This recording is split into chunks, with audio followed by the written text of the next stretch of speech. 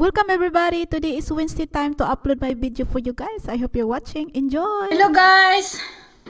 How are you today? I hope you are doing well because today I would like to share to you another words from Visayan.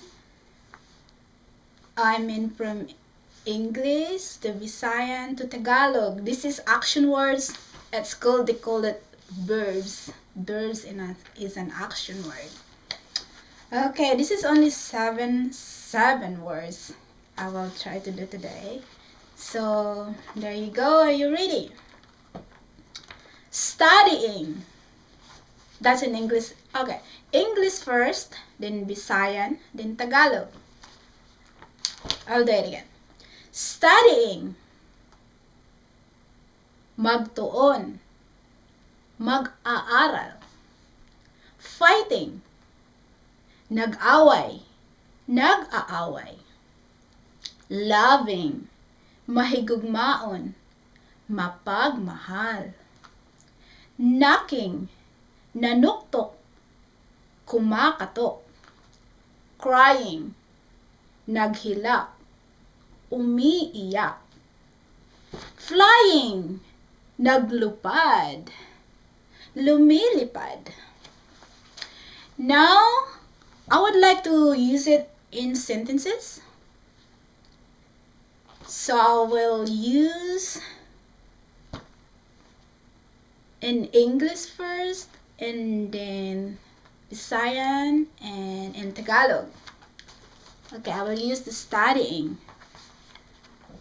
Studying is hard. Lisod ang magtuon. Mahirap mag-aral. Okay, in listening. I am listening to you. Naminaw ko nimo. Nakikinig ako sa iyo. And the fighting. Fighting. They are fighting. Nag-away sila. Sila ay nag-aaway.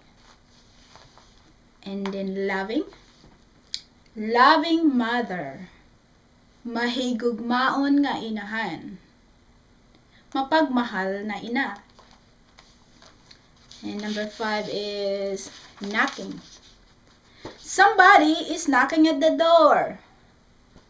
Naay nanuktok sa pultahan.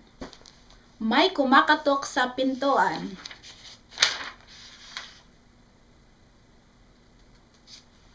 Oh, I only have 5 to translate it for today. I will do more next time. Thank you guys for watching. And if you would like to ask me to translate either in English to Visayan or Visayan to English or Tagalog to English, or you can ask me, you can leave the comments, and I will get back to you soon. Thank you. Thanks for watching. See you in my next video. Subscribe and like. Bye.